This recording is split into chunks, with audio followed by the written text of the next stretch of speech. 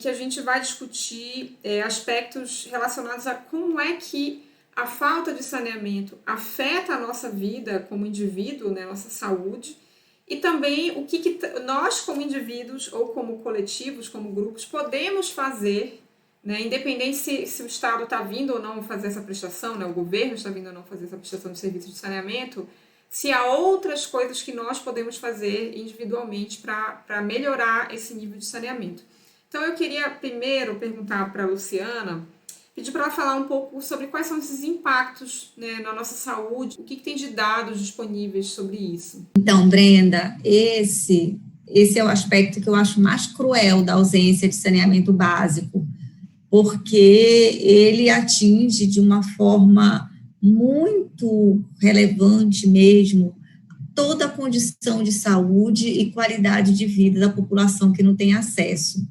O impacto é sentido especialmente na saúde da população, porque a gente tem um grupo de doenças, Brenda, que se chama doenças relacionadas ao saneamento ambiental inadequado.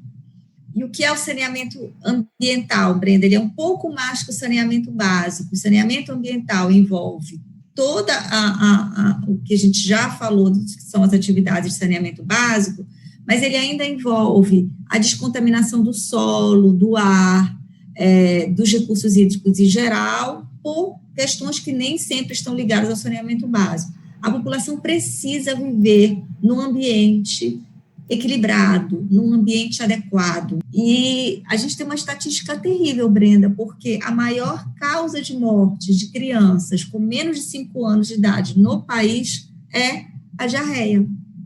Não é terrível o país perder suas crianças para a diarreia, para a falta de saneamento básico?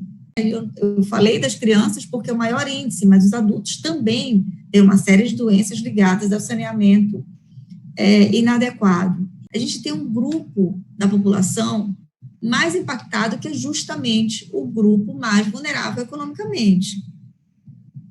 Então, dentro das cidades, a gente tem uma organização que é uma lógica muito cruel, Brenda, em que a população que não tem uma situação econômica favorável, ela acaba sendo excluída para áreas periféricas, e essas áreas periféricas, ela tem um péssimo serviço de saneamento.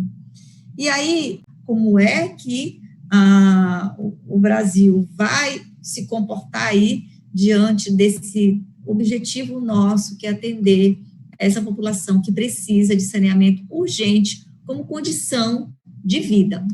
Excelente, Luciana. E quando eu te ouço falar sobre a questão, por exemplo, do impacto com doenças como diarreia, né, que são doenças que a gente nem deveria mais ter esse número de casos, esse número de crianças afetadas por conta disso, né, se a gente tivesse um saneamento adequado. Eu lembro também de alguns estudos que tentam estimar os efeitos das mudanças do clima, do agravamento, né, das mudanças climáticas, por exemplo, na Amazônia, na região norte. E tem estudos que mostram que aqui na Amazônia, na região norte especificamente, a gente tende a ter, por exemplo, maior quantidade de chuvas mais intensas, né, durante curto período. Então, você teria aí mais alagamentos, e a falta de saneamento, a baixa cobertura de saneamento na região norte vai acabar fazendo com que esse aumento de chuvas mais intensas provoquem também mais casos de doenças como diarreias e afetem especialmente as crianças. Então, é um grupo super vulnerável e que só tende a agravar na medida em que a gente começa a perceber, já percebe, né, um aumento aí dessa quantidade de chuvas em curtos períodos que provocam esses grandes alagamentos e trazem várias doenças, não é só a diarreia, né, mas só para a gente entender também a dimensão que a falta de saneamento acaba provocando, né? Então a gente também vai ter esse tipo de impacto se a gente não resolver esse problema rapidamente, né?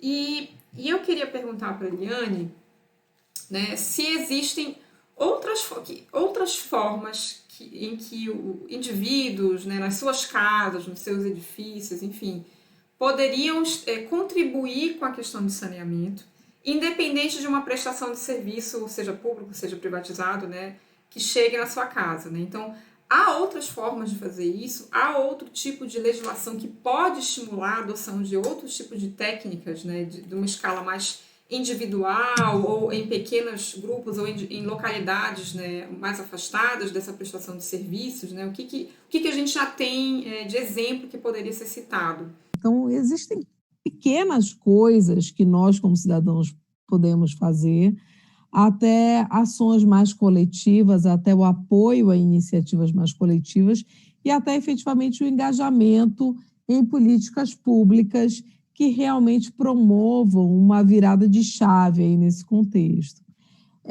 Eu vou destacar uma das coisas mais simples que nós podemos fazer na nossa casa e que influencia diretamente ao tratamento do que sai da nossa casa, que é o despejo de óleo de cozinha, por exemplo, na pia da cozinha, né? Essa atitude que é tão simples e talvez de tão simples as pessoas tenham até hoje dificuldade de absorver, ela tem um impacto em cadeia que vai prejudicar, no final, o nosso sistema coletivo de tratamento. Ela cria um prejuízo ao sistema coletivo, mas ela cria um prejuízo também individual. Quem faz isso prejudica o seu próprio sistema de encanamento dentro da sua casa. Mas existem experiências também, aí já indo para a questão propriamente de como se lida, né, com o esgoto e tratamento de água, apesar do saneamento ser bem mais amplo, mas acho que tem uma experiência que é muito interessante na Amazônia, que é o projeto de instalação de fossas estanques, né, que é feito principalmente pelo... É um projeto que chama Sanear, que é executado pelo Conselho Nacional de Seringueiros em conjunto com o Memorial Chico Mendes e que tem a chamada Fossa de Várzea. O que é a Fossa de Várzea? É o desenvolvimento de uma tecnologia social que considera as oscilações de maré e prevê uma blindagem, né? Hoje eu conversei com o Adevaldo Dias, que é uma das pessoas que encabeça esse projeto no Conselho Nacional de Seringueiros, e disse, olha, é uma fossa blindada, né, em que ela não vai extravasar esses dejetos conforme a variação de maré, e tem também, ela associa isso a uma chamada fossa de terra firme, que tem um sistema próprio de execução de obras muito simples, né? Muito fáceis, mas isso está atrelado também a um sistema de captação do uso da água nesse projeto Sanear, que envolve a captação da água da chuva e a distribuição e a separação daquela água da chuva que é utilizada para limpeza de utensílios domésticos, para cozinhar alimentos, e ela fica absolutamente separada desse sistema de esgotamento. Então, a gente tem esse projeto, por exemplo, está sendo implantado em várias reservas extrativistas, em várias comunidades tradicionais da Amazônia como um todo, por iniciativa da sociedade civil. Existe um apoio de alguns projetos governamentais, mas essencialmente uma iniciativa da sociedade civil, que eu acho que a gente tem que buscar mecanismos de apoiar e de falar sempre sobre elas. E uma outra iniciativa muito interessante, até a Fundação Banco do Brasil elenca essa experiência no seu rol de experiências sustentáveis, é a utilização dos biodigestores, tanto na produção rural, como, por exemplo, uma destinação do esterco animal produzido nas produções rurais, como o biodigestor mesmo como um sistema de tratamento do esgoto doméstico em pequena escala. É importante dizer que esse mecanismo, né, os biodigestores são um sistema que vai, por intermédio aí da captação de biomassa, ele vai fazer uma digestão anaeróbica de bactérias que resulta na produção de biogás, que inclusive pode ser um dos sistemas de geração de energia, mas pode também ter, no ambiente doméstico, pode ter outras utilidades. É importante ressaltar que existiu um debate no STF sobre a legalidade da imposição ou da instalação de biodigestores. E, de fato, o STF se posicionou muito pela observância dos códigos de postura dos municípios, do ponto de vista de que, no município especificamente, que era o de Araras, em que se discutia se poderia ter ou não a instalação de biodigestor num ambiente que já tinha ali um grau razoável de urbanização, inclusive estava muito próximo de áreas onde já tinha disponibilidade de redes de saneamento, redes de esgotamento especificamente, o STF se posicionou no sentido do que o próprio município dizia: olha, aonde tem a rede, não é cabível a instalação do biodigestor. Por quê? Porque ele não dá conta de tudo, ele não dá conta de todos os rejeitos, mas ele pode ser, sim, uma alternativa muito interessante, principalmente para as áreas onde essa malha de tratamento não chega para todos. Só para finalizar, eu queria referir que o Estado de Santa Catarina, inclusive, aprovou uma legislação estadual que é a política de incentivo à tecnologia de biodigestão. Então, é uma política que busca incentivar que atividades econômicas que sejam capazes de utilizar essa tecnologia, de que eles recebam incentivos do governo de Santa Catarina.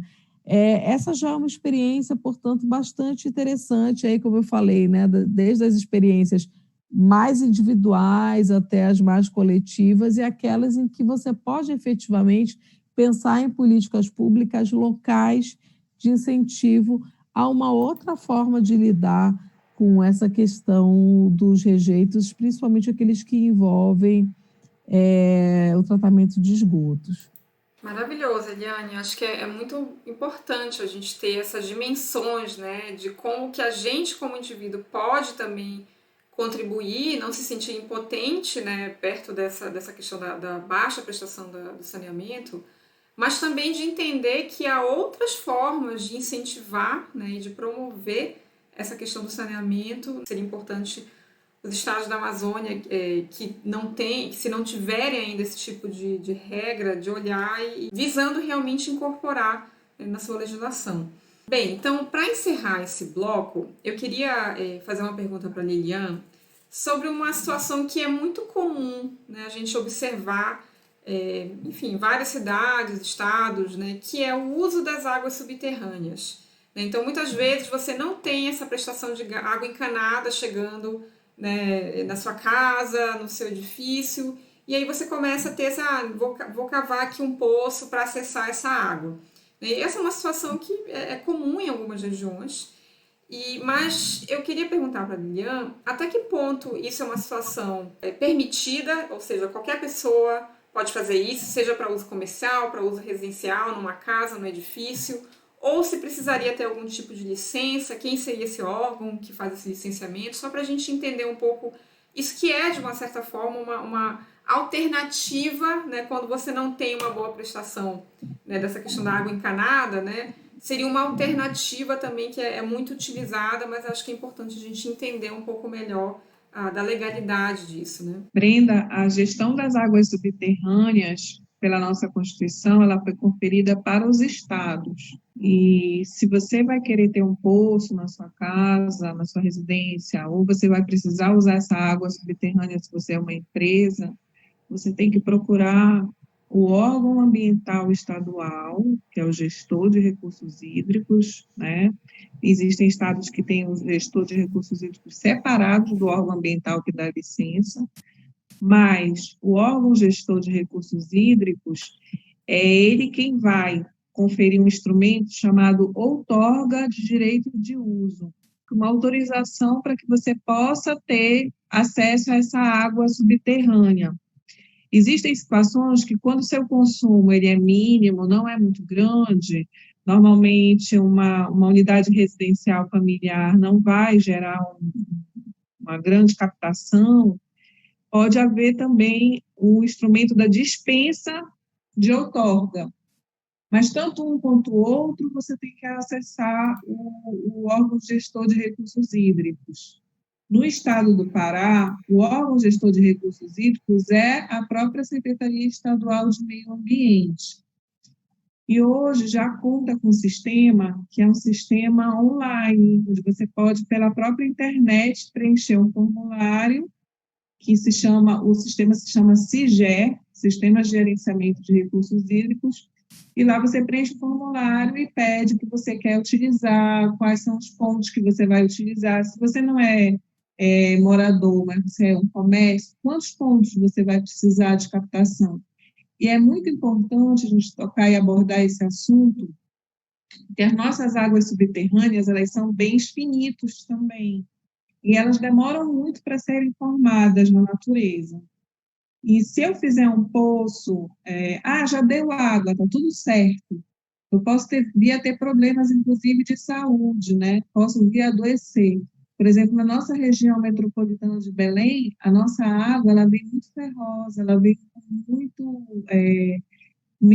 muitos minerais que, se não forem devidamente tratados, pode dar algum tipo de risco à saúde. Então, existem muitos condomínios que fazem o seu poço e não tem uma estação de tratamento de água. E tem certas situações que você até precisa ter uma estaçãozinha menor de tratamento de água. Então, é muito importante que você acesse o órgão gestor de recursos hídricos para saber se você pode, naquela região onde você está pretendendo fazer o poço, ter aquele poço, inclusive. Porque não basta ter somente a água. Essa água ela tem que estar potável, ela tem que estar com qualidade. E nós podemos também ver que esses poços que não são os artesianos, que são os poços tubulares, que as pessoas fazem de qualquer jeito, sem ter uma consultoria ou alguém dessa área mais técnica para poder dar um apoiamento, esses poços, eles são de baixa profundidade e eles acabam utilizando a água da chuva que se infiltrou naquela terra. Então, é uma água que ela não estava presa num sistema onde aquele próprio sistema ocasionava uma água de qualidade. Ela está recebendo ali dejetos, e aí a gente entra nesse problema do saneamento. Ela está recebendo dejetos da rua, está vindo misturado com resíduo e está infiltrando no solo. Então, mais um motivo ainda que pode ser gerador de doenças para a população. E nós temos também que saber que nós temos vários níveis de lençóis freáticos e de águas subterrâneas. Então, exige um planejamento também de quanto eu posso liberar para cada um e em quanto tempo. Nós estamos assentados no aquífero de Alter do Chão. É um dos aquíferos considerados mais preservados e que são um dos maiores do mundo. Então, passa por uma discussão se esse recurso vai ser permitido agora para a nossa geração ou vai ser permitido para uma geração futura. E esse assunto é extremamente relevante na região metropolitana de Belém, onde eu vejo que existem muitos órgãos, muitas empresas, cidadãos que usam um sistema misto, que a gente chama, que recebem a água da nossa Cozampa e também tem o poço, ou recebem só essa água de poço. Então, ela é uma reserva que a gente também tem que pensar como é que a gente quer utilizar, e porque ela é finita. Muito, muito relevante, eu acho que essa sua contribuição, Lilian, para a gente entender que não é só porque eu tenho lá um acesso àquela água na minha casa, no meu condomínio, na minha empresa, que eu já vou poder lá usá-la, né? Pode ter risco à saúde, pode acabar contribuindo para esgotar, né, essa fonte de água não só para mim, mas para várias outras pessoas, né? Então, é muito importante a gente ter essa dimensão, né, quando a gente fala desse tipo de uso, né, de águas subterrâneas. Bem, e com isso a gente encerra o nosso segundo bloco E vamos partir agora para o nosso quadro Açaí Sem Granola, onde a gente vai destacar exemplos de iniciativas da Amazônia, iniciativas originais, como é o nosso açaí que a gente consome sem granola. Luciana, vai lá, qual é o seu açaí sem granola? Meu açaí sem granola é um projeto muito bonito do Amanacatu. Vocês podem procurar na internet para apoiar esse trabalho que é feito por jovens que desenvolveram uma estratégia para captação de água da chuva na região das ilhas, aqui na região metropolitana de Belém. E é muito interessante porque é uma juventude que está envolvida com a melhoria da qualidade de vida da população que eles fazem parte, são criativos, são engajados, eles tiveram apoio de estudantes da Universidade Federal do Pará e do Enactus, que é uma ONG internacional que apoia esse tipo de iniciativa. Então, o meu açaí sem granola de hoje vai para essa garotada que arregaça as mangas para ajudar quem precisa. Muito bom. Quem mais tem um açaí sem granola para compartilhar com a gente? Pois é, Brenda, eu acho legal a gente falar do Instituto Alachaster, que faz coleta de óleo de cozinha. Aí na verdade, eles coletam vários resíduos, a gente vai colocar aqui o Instagram para contato, resíduos, alguns não são todos, mas, por exemplo, plástico, papel, metal, eles coletam, você já pode destinar, então, corretamente em Belém, uma parcela dos seus resíduos sólidos e fazem a coleta de óleo, porém, não óleo em que teve fritura de peixe. Mas acho que a Lilian tem um açaí sem granola que tem uma outra alternativa. A continuação do teu açaí sem granola, que está muito gostoso, muito bom. Então, existe a cooperativa, que é a Cocavip, que é a cooperativa dos catadores lá de Paraci. Eles atendem a região de Paraci e a região metropolitana de Belém.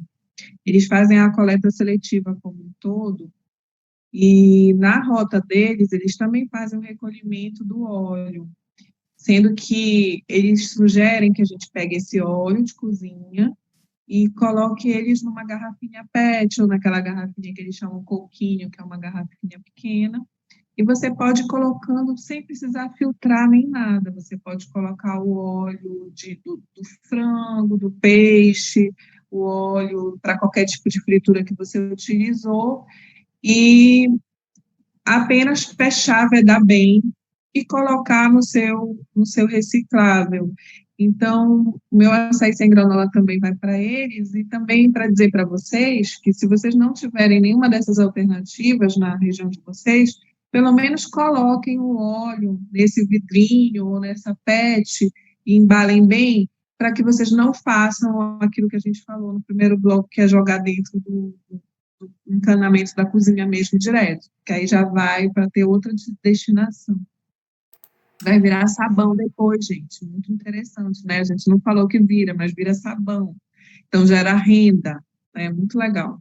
Muito bom. Para quem está assistindo isso e não é aqui da Amazônia, do Pará, talvez não esteja entendendo por que a gente está falando de óleo de peixe, óleo, né, de frango.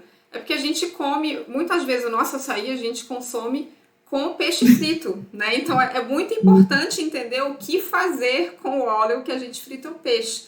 Até porque tem uma geração aí das fritadeiras sem óleo, na qual eu me incluo, mas até hoje eu não consegui fritar o peixe na fritadeira sem óleo. Então eu continuo usando óleo para fritar o peixe, mas eu separo, fica separadinho aqui, para a destinação correta. Eu quero falar de um açaí sem granola, que é do pessoal do Lab da Cidade, do Laboratório da Cidade, aqui de Belém, que eles tiveram um projeto aprovado com a Fiocruz para instalação de pias públicas em regiões mais vulneráveis da cidade aqui de Belém, justamente pensando aí na necessidade de higienização por conta da Covid, né, da transmissão do coronavírus. Né? Então, muitas vezes você tem, não só falando talvez de moradores de rua, mas também de pessoas que trabalham fora o dia inteiro, muitas vezes na rua, né, e que não tem, às vezes, condições básicas assim, para você lavar a mão, né, para se higienizar. Então, eles estão com esse projeto para instalação de pias públicas com sabão, né, com a água, e estão também selecionando voluntários para serem os padrinhos dessas pias, ou seja, pessoas que vão estar ali, de repente é um estabelecimento, é uma casa, essa pia vai ser instalada na frente desse local, e essa pessoa vai ficar informando para o lado da cidade quando é que acabou o sabão, olha, está sendo usado, não está. Então, é uma iniciativa muito interessante aí para contribuir também para essa época agora que a gente está vivendo aí de enfrentamento e prevenção ao coronavírus. Bem, então com isso a gente encerra, né, esse nosso debate de hoje sobre saneamento básico. Espero que vocês tenham gostado e lembrando sempre de vocês se inscreverem no nosso canal, né, ativarem aí o like, né, do vídeo e compartilharem nas suas redes para que a gente possa levar essas mensagens para cada vez mais pessoas. Muito obrigada. Tchau. Até a próxima, gente. Até a próxima. Tchau, tchau.